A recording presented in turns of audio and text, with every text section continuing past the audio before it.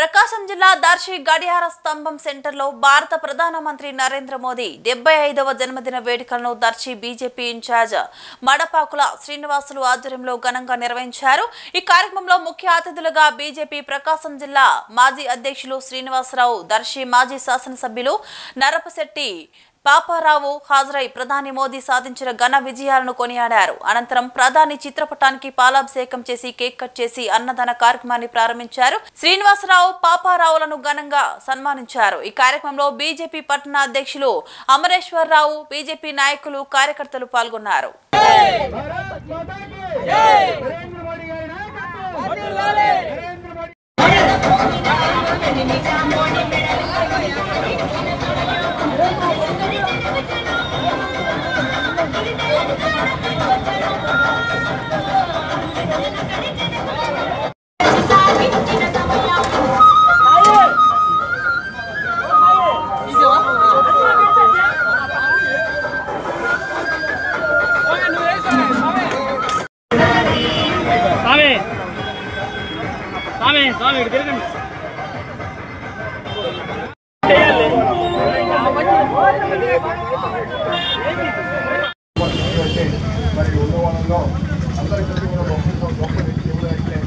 నరేంద్ర మోడీని మనం చెప్పుకోవాలా।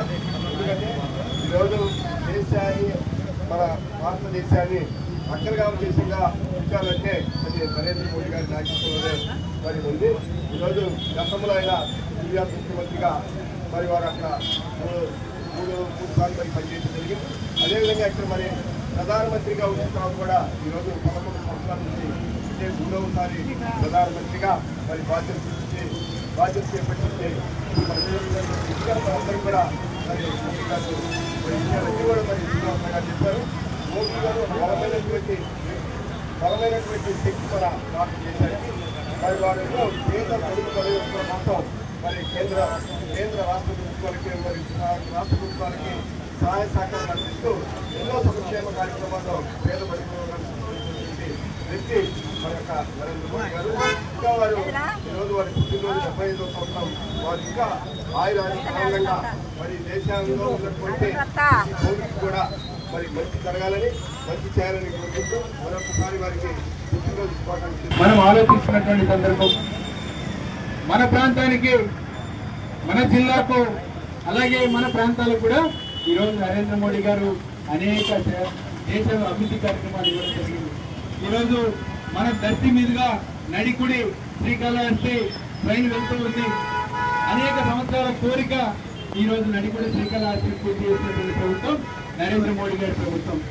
ప్రపంచంలోనే అతి పెద్ద రహదారి వ్యవస్థను, ప్రపంచంలోనే నెంబర్ 1 రహదారి వ్యవస్థను భారతదేశం మొత్తం నిర్మిస్తూ మన దర్శి దగ్గర నుండి గ్రీన్ ఫీల్డ్ హైవే తీసుకెళ్తూ ఈ యొక్క ప్రాంత అభివృద్ధికి కృషి చేసినటువంటి వ్యక్తి నరేంద్ర మోడీ గారు।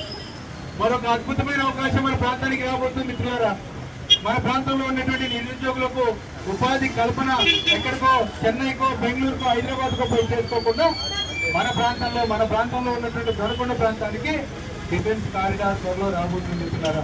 ఇదంతా కూడా నరేంద్ర మోడీ గారి ప్రభుత్వంలో 70 సంవత్సరాల్లో ఎవరు చేయని అభివృద్ధిని మన ప్రాంతానికి, మన దర్శ ప్రాంతానికి తీసుకురావడం జరిగింది।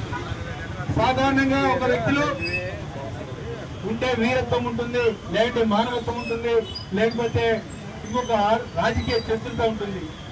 అన్ని కలగలిపినటువంటి వ్యక్తి నరేంద్ర మోడీ గారు। ఈరోజు ట్రంప్ లాంటి వ్యక్తిని కూడా అయ్యో బాబు నాకు ఫోన్ ఎత్తు, నాతో మాట్లాడు, నీతో మాట్లాడాలని బతిలాడించుకున్నటువంటి గొప్ప దేశాధినేత, రాజకీయ చతురత కలిపినటువంటి గొప్ప నేత।